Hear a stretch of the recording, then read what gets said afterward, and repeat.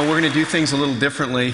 I'm not going to show you a presentation. I'm going to talk to you, and at the same time, we're going to look at just images from a photo stream that is pretty close to live of things snapshots from Second Life. So hopefully this will be fascinating. I can compete for your attention with the strange pictures that you see on screen that come from there. I thought I'd talk a little bit about some just big ideas about this, and then get John back out here so we could talk interactively a little bit more and think and ask questions. I guess the first question is, why build a virtual world at all?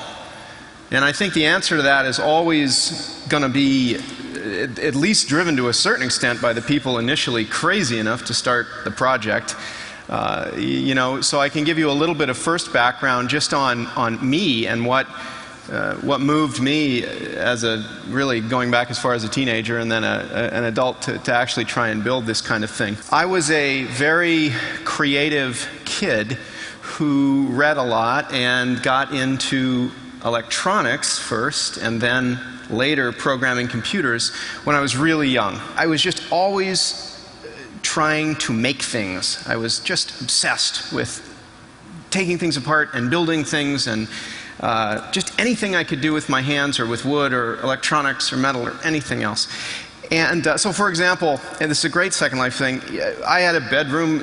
Every kid, as a teenager's got his bedroom he retreats to, but I wanted my door, I thought it'd be cool if my door went up rather than opened, like on Star Trek. I thought it'd be neat to do that. And so I got up in the ceiling and I cut through the ceiling joists, much to my parents' delight, and put the door, being pulled up through the ceiling. I put a garage door opener up in the attic that would pull this door up. You can imagine the amount of time that it took me to do this to the house, and the displeasure of my parents. The thing that was always striking to me was that we as people could have so many really amazing ideas about things we'd like to do, but are so often unable in the real world to actually do those things, to actually cobble together the materials and go through the actual execution phase of building something that you imagine from a design perspective. And so for me, I know that when the internet came around and I was doing computer programming and just generally trying to run my own little company and figure out what to do with the internet and with computers, I was just immediately struck by how the ultimate thing that you would really want to do with the internet and with computers would be to use the internet and connected computers to simulate a world, to sort of recreate the laws of physics and the rules of how things went together, the idea of atoms and how to make things, and do that inside a computer so that we could all get in there and make stuff. And so for me, that was the thing that was so enticing. I just wanted this place where you could build things. And so I think you see that in the genesis of what has happened with Second Life, and I think it's important. I also think that more generally, the use of the internet and technology as a kind of a space between us for creativity and design is a general trend. It is a sort of a great human progress. Technology is just generally being used to allow us to create in as shared and social a way as possible. And I think that Second Life and virtual worlds more generally represent the best we can do to achieve that right now. Another way to look at that, and related to the content and thinking about space, is to connect sort of virtual worlds to space. I thought that might be a fun thing to talk about for a second. If you think about going into space, it's a fascinating thing. So many movies, so many kids, we all sort of dream about exploring space. Now, why is that? Stop for a moment and ask, why that conceit? Why do we as people want to do that? I think there's a couple of things, and it's what we see in the movies. It's what's this dream that we all share. One is that if you went into space, you'd be able to begin again. In some sense, you would become someone else in that journey, because there wouldn't be, you'd leave society and life as you know it behind. And so inevitably, you would transform yourself irreversibly, in all likelihood, as you began this exploration. And then the second thing is that there's this tangible sense that if you travel far enough, you can find out there, you have no idea what you're going to find once you get there into space. It's going to be different than here, and in fact, it's going to be so different than what we see here on Earth that anything is going to be possible. So that's kind of the idea. We as humans crave the idea of creating a new identity and going into a place where anything is possible.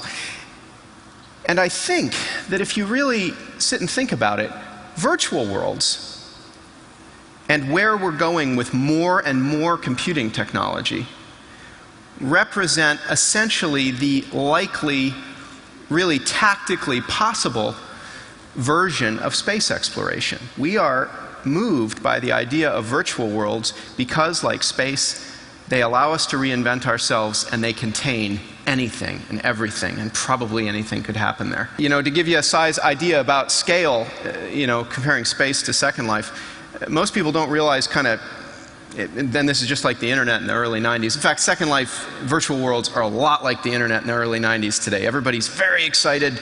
There's a lot of hype and excitement about one idea or the next from moment to moment, and then there's despair and everybody thinks the whole thing's not going to work. Everything that's happening with Second Life and more broadly with virtual worlds all happened in the early 90s. We always play a game at the office where you can take any article and find the same article where you just replace the word Second Life with Second Life with web and virtual reality with internet. You can find exactly the same articles written about everything that people are observing. To give you an idea of scale, Second Life is about 20,000 CPUs at this point. It's about 20,000 computers connected together in 3 facilities in the United States right now that are simulating this virtual space. And the virtual space itself, there's about 250,000 people a day that are wandering around in there. So the kind of active population is something like a smallish city. The space itself is about 10 times the size of San Francisco, and it's about as densely built out. So it gives you an idea of scale. Now it's expanding very rapidly, about 5% a month or so right now in terms of new servers being added. And so, of course, radically unlike the real world, and like the internet, the whole thing is expanding very, very quickly and historically exponentially. So that sort of space exploration thing is matched up here by the amount of content that's in there. And I think that amount is critical. It was critical with the virtual world that it be this space of truly infinite possibility. We're very sensitive to that as humans. You know it when you see it. You know when you could do anything in a space, and you know when you can't. Second Life today is this 20,000 machines, and it's about 100 million or so user-created objects where, an object would be something like this, possibly interactive. Tens of millions of them are thinking all the time. They have code attached to them. So it's a really large world already in terms of the amount of stuff that's there, and that's very important. If anybody plays like World of Warcraft comes on like 4 DVDs. Second Life, by comparison, has about 100 terabytes of user-created data, making it about 25,000 times larger. So again, like the internet compared to AOL and the sort of chat rooms and content in AOL at the time, what's happening here is something very different because the sheer scale of what people can do when they're enabled to do anything they want is pretty amazing. The last big thought is that it is almost certainly true that whatever this is going to evolve into is going to be bigger in total usage than the web itself. And let me justify that with 2 statements. Generically, what we use the web for is to organize, exchange, create, and consume information. It's kind of like Irene talking about Google being data-driven. I'd say I kind of think of the world as being information. Everything that we interact with, all the experiences we have, is kind of us flowing through a sea of information and interacting with it in different ways. The web puts information in the form of text and images. The topology, the geography of the web is text-to-text links for the most part. That's one way of organizing information, but there are 2 things about the way you access information in a virtual world that I think are the important ways that they're very different and much better than what we've been able to do to date with the web. The first is that, as I said, the first difference for virtual worlds is that information is presented to you in the virtual world using the most powerful iconic symbols that you can possibly use with human beings. So for example, CHAIR is the English word for that, but a picture of this is a universal symbol. Everybody knows what it means. There's no need to translate it. It's also more memorable. If I show you that picture and I show you CHAIR on a piece of paper, you can do tests that show that you'll remember that I was talking about a chair. A couple of days later, a lot better. So when you organize information using the symbols of our memory, using the most common symbols that we've been immersed in all our lives, you maximally both excite, stimulate, are able to remember, transfer, and manipulate data. And so virtual worlds are the best way for us to essentially organize and experience information. And I think that's something people have talked about for 20 years, you know, that 3D, that lifelike environments are really important in some magical way to us. But the second thing, and I think this one is less obvious, is that the experience of creating, consuming, exploring that information is, in the virtual world, implicitly and inherently social. You are always there with other people. And we as humans are social creatures and must, or are aided by, or enjoy more the consumption of information in the presence of others. It's essential to us. You can't escape it. When you're on Amazon.com and you're looking for digital cameras or whatever, you're on there right now when you're on the site with like 5,000 other people, but you can't talk to them. You can't just turn to the people that are browsing digital cameras on the same page as you and ask them, hey, have you seen one of these before? Because I'm thinking about buying it. That experience of like shopping together, just as a simple example, is an example of how as social creatures we want to experience information in that way. So that second point, that we inherently experience information together, or want to experience it together, is critical to essentially kind of this trend of where we're going to use technology to connect us. And so I think, again, that it's likely that in the next decade or so, these virtual worlds are going to be the most common way as human beings that we kind of use the electronics of the internet, if you will, to be together, to consume information. You know, mapping in India, that's such a great example. Maybe the solution there involves talking to other people in real time, asking for advice, rather than any possible way that you could just statically organize a map. So I think that's another big point. I think that wherever this is all going, whether it's Second Life or its descendants or something broader that happens all around the world at a lot of different points, this is what we're going to see the internet used for. And total traffic and total unique users is going to invert, so that the web and its bibliographic set of text and graphical information is going to become a tool or a part of that consumption pattern, but the pattern itself is going to happen mostly in this type of an environment. Big idea, but I think highly defensible. So let me stop there and bring John back, and maybe we can just have a longer conversation. Thank you, Philip. That's great.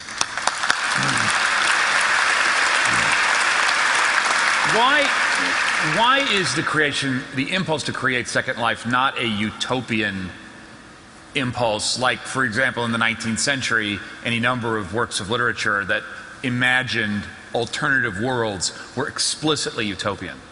I think that's great. That's such a deep question. Yeah, is a virtual world likely to be a utopia? It would be one way I'd say it. The answer is no, and I think the reason why is because the web itself, as a good example, is profoundly bottoms up. That idea of infinite possibility, that magic of anything can happen, only happens in an environment where you really know that there's a fundamental freedom at the level of the individual actor, at the level of the Lego blocks, if you will, that make up the virtual world. You have to have that level of freedom. And so I'm often asked that, you know, is there kind of a utopian or is there a utopian tendency to Second Life and things like it, that you would create a world that has a grand scheme to it? Those top-down schemes are alienating to just about everybody, even if you mean well when you build them. And what's more, you know, human society, when it's controlled, where you set out a grand scheme of rules, a new way of people interacting, or a new way of laying out a city or whatever, that stuff historically has never scaled much beyond, I always laughingly say the Mall of America, which is like the largest piece of centrally designed architecture that, has been built. The Kremlin was pretty big. The Kremlin, yeah, that's true. The whole complex. So, give me a story of a tool you created at the beginning at Second Life that you were pretty sure people would want to use in the creation of their avatars or in communicating, that people actually in practice said, no, I'm not interested in that at all. And name something that you didn't come up with that almost immediately people began to demand. Sure, I can think of multiple examples of both of those. One of my favorite, I had this feature that I built into Second Life. I was really passionate about it.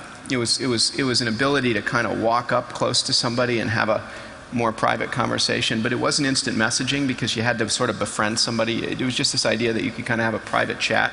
I just remember it was one of those examples of data-driven design. I thought it was such a good idea from my perspective, and it was just absolutely never used, and we ultimately, I think we've now turned it off, if I remember. We finally gave up and took it out of the code. But more generally, one other example I think about this, which is great relative to the utopian idea.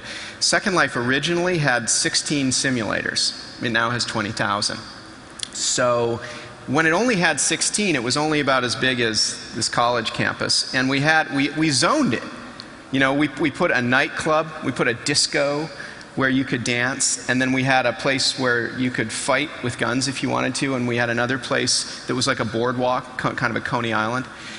And we laid out this zoning, but of course people could build all around it however they wanted to. And what was so amazing right from the start was that the idea that we had put out in the zoning concept, basically, was instantly and thoroughly ignored.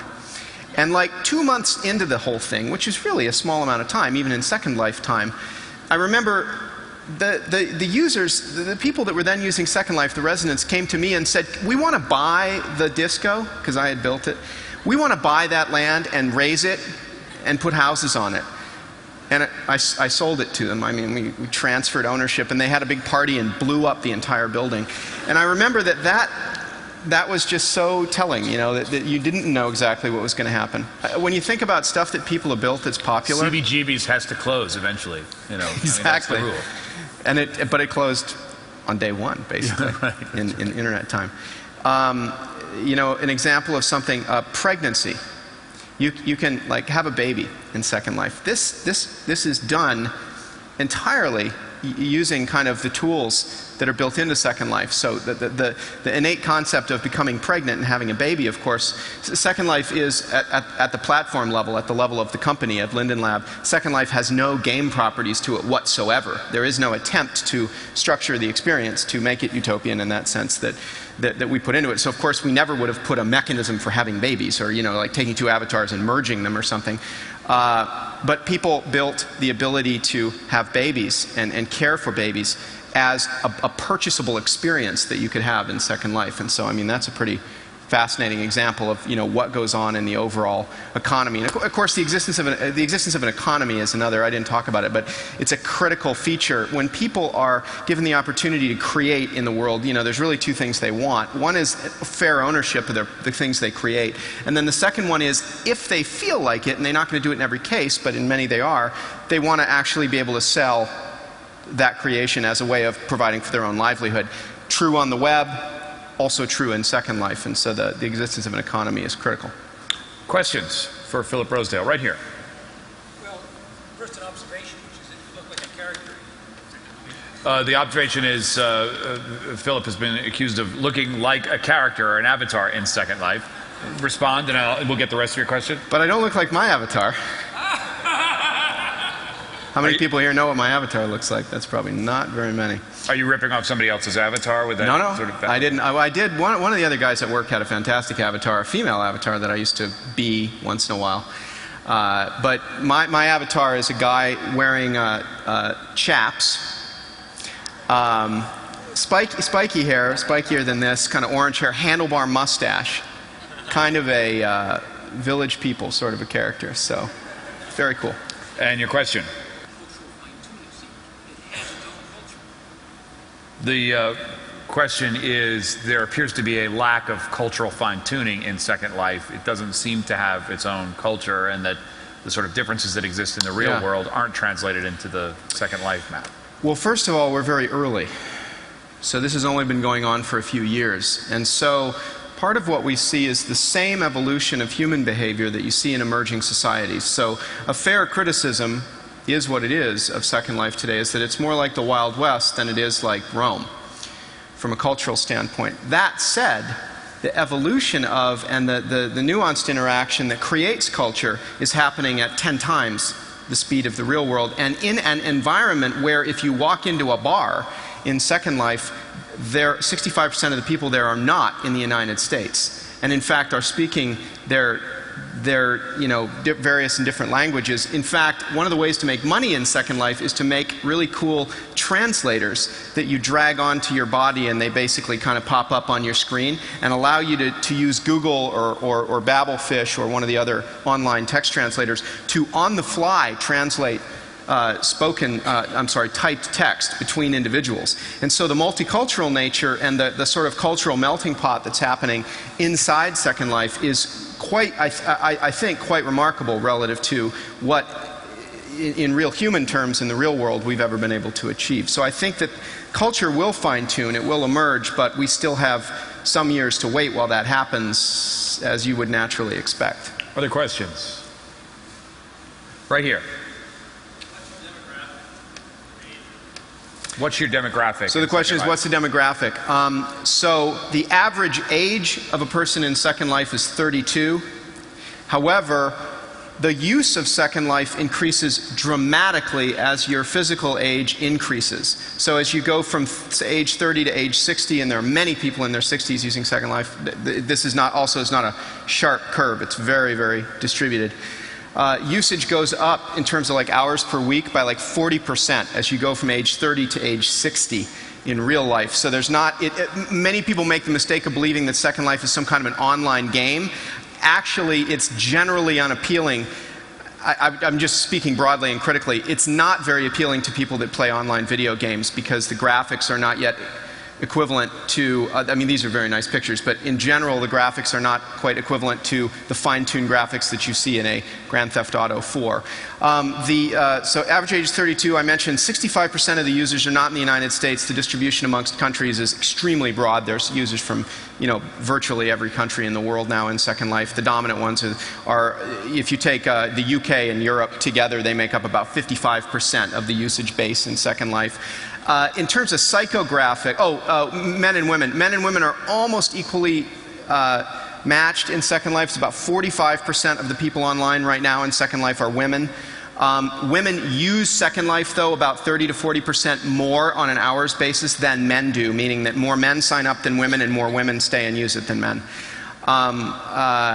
So that's another demographic fact. In terms of psychographic, the people in Second Life are remarkably dissimilar relative to what you might think when you go in and talk to them and meet them, and I would challenge you to just do this and find out. But it's not a bunch of programmers.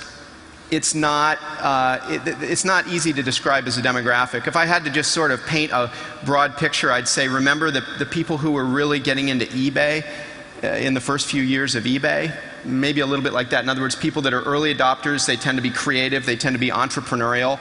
A lot of them, about 55,000 people so far, are cash flow positive. They're making money from real world money from what they're doing in Second Life. So it's a very still a creative, building things, build your own business type of an orientation. So that's a... You described yourself, Philip, as someone who was really creative when you were young, and liked to make things. It's not often you hear somebody describe themselves as really creative. I suspect that it's possibly a euphemism for C student who spent a lot of time in his room. Is that possible? There were times I was a C student. It's funny, when I got to college, I studied physics in college, and I got really, it was funny because I was definitely a more antisocial kid. I read all the time. I was shy. I don't seem like it now, but I was very shy. Moved around a bunch. Had that experience too. So I did kind of, I think, live in my own world, and obviously that helps, engage a real interest in something like this. So you're on your fifth life at this point. So, right, if you count, cities.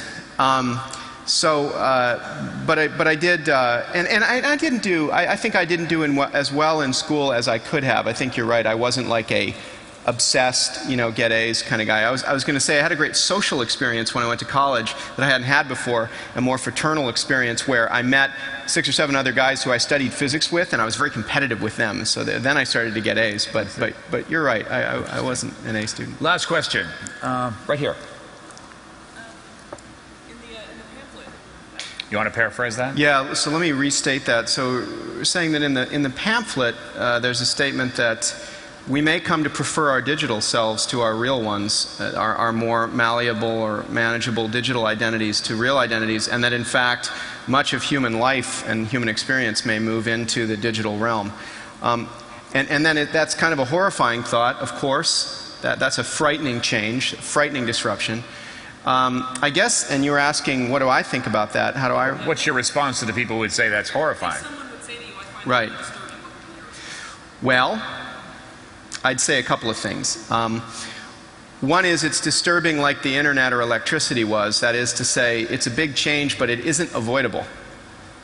So no amount of backpedaling or intentional behavior or political behavior is going to keep these technology changes from connecting us together, because the basic motive that people have to be creative and entrepreneurial is going to drive energy into these virtual worlds in the same way that it has with the web. So this change, I believe, is a huge disruptive change. Obviously, I'm the optimist and a big believer in what's going on here, but I think that as even a sober, the most sober, disconnected thinker about this, looking at it from the side, has to conclude, based on the data, that with those kinds of economic forces at play, there is definitely going to be a sea change, and that change is going to be intensely disruptive relative to our concept of our very lives and being, and our identities as well. I don't think we can get away from those changes. I think that generally, we were talking about this, I think that generally being present in a virtual world and being challenged by it, surviving there, having a good life there, so to speak, is a challenge because of the multiculturality of it, because of the languages, because of the entrepreneurial richness of it, the sort of flea market nature, if you will, of the virtual world today. It puts challenges on us that to rise to, we must be better than ourselves in many ways. We must learn things and be more tolerant and be smarter and learn faster and be more creative perhaps than we are typically in our real lives. And I think that if that is true of virtual worlds, then these changes, though scary and I say inevitable, are ultimately for the better, and therefore something that we should ride out. But I would say that, and many other authors and speakers about this other than me have said, fasten your seatbelts, because the changes coming here are going to be big changes. Philip Rosedale, thank you very much.